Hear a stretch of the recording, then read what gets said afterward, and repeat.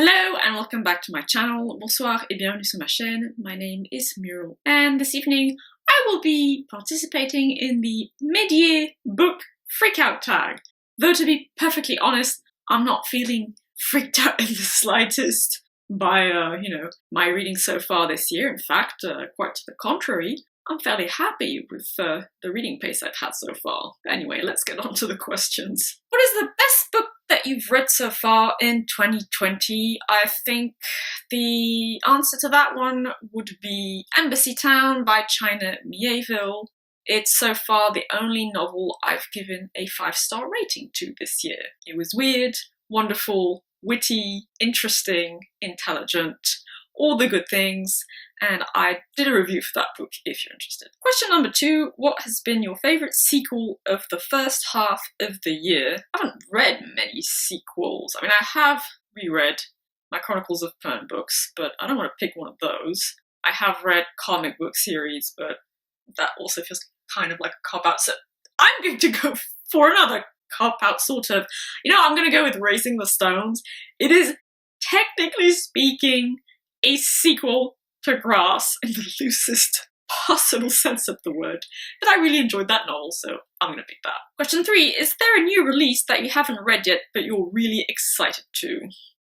Well, I think that Astronauts was released in 2020, and I haven't read that yet, so I'm excited for that one, and I will be reading it this coming month, so, perfect timing.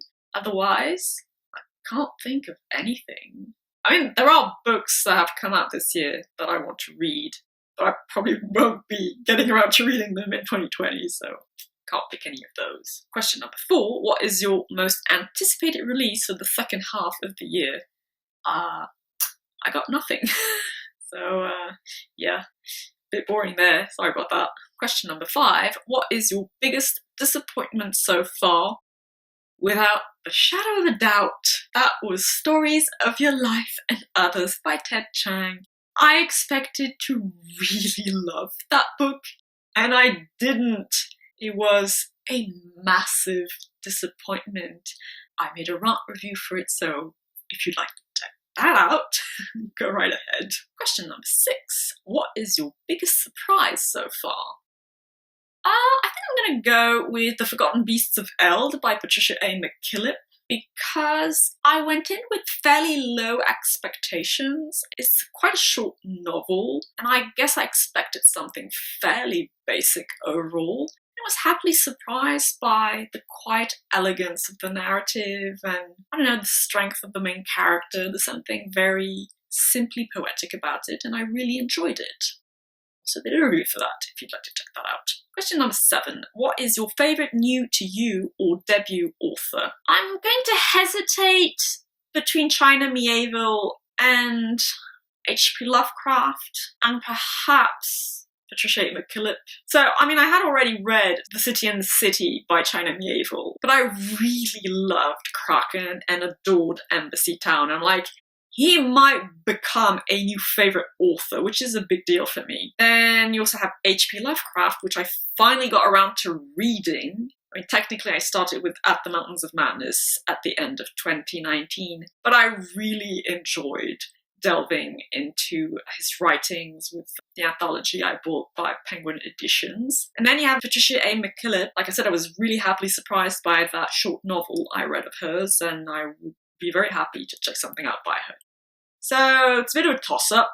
I think I am going to go with China Mieville though. But yeah, H.P. Lovecraft and Patricia A. McKillip are close contenders. Question number 8. What is your favourite fictional crush from this year? Yeah, I got nothing. I don't really do fictional crushes regardless. So, no. Question number 9. What is your new favourite character? I'm drawing a massive blank here. I can't really think of a specific character I became enamoured with. I enjoyed several different characters from several different books I read, but no one really stands out to me as such. So, yeah, I'm going to go with nothing for this one as well. Question number 10. A book that made you cry. I haven't read anything this year so far that has actually made me cry, so instead I'm going to go with a novel that gave me the feels pretty strongly, and not necessarily in a positive way, and that would be My Dark Vanessa by Kate Elizabeth Russell. I did a very lengthy review for that novel, if you want to give it a look. But yeah, I felt a lot of strong emotions, anxiety, pain is a bit of an exaggeration, but just, yeah, strong emotions that weren't always very nice to feel. So yeah, gonna go with that. Question number 11, a book that made you happy. Nothing really fits happy, but I can cite a book that made me laugh and that was just a joy to read, and that would be Kraken by China Miéville. I really, really enjoyed that novel. It was a romp, a wild ride through a supernatural London. It was loads of fun. So yeah, I'm gonna go with that. Question number 12, your favorite book to movie / TV show that you've seen so far. So I haven't watched a movie in like 14 to 16 months. I'm not joking. TV-wise, well, I did start watching His Dark Materials. I didn't finish it. I will finish it though.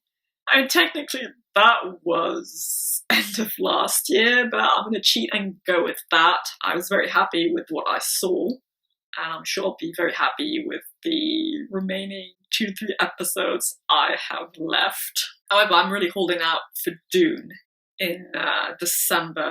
I will be reading the books beforehand, and I'm crossing my fingers that I'll love the books and love the adaptation.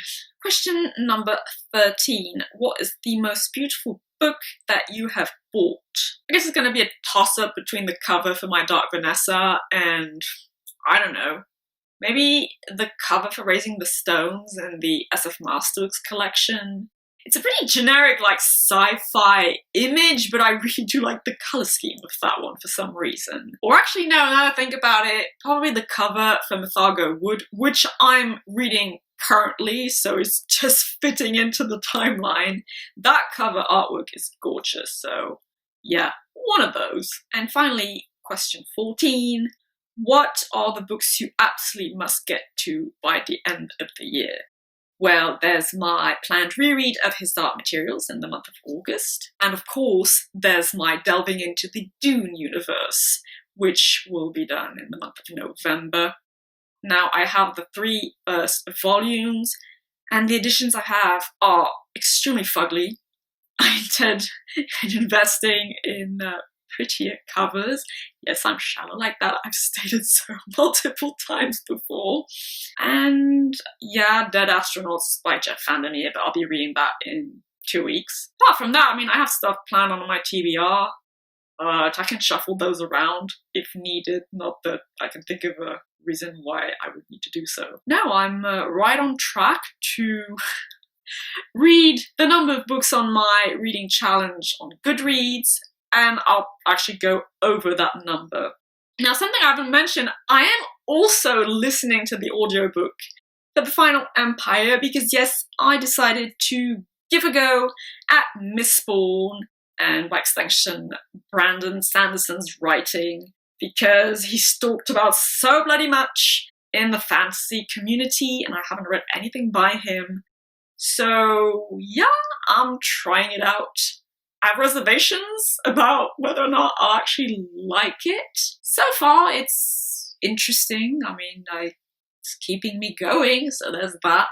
So I really would like to read / listen to at least the Mistborn trilogy, and then we'll see where I go on from there. And that was the mid-year book freak-out tag, but like I said, I'm not freaking out about this. For once, I'm not freaking out about something. So that's a win in my book. In the meantime, I hope you all have a lovely day, evening, morning, afternoon, whichever, and I shall see you in the next video. Bye-bye.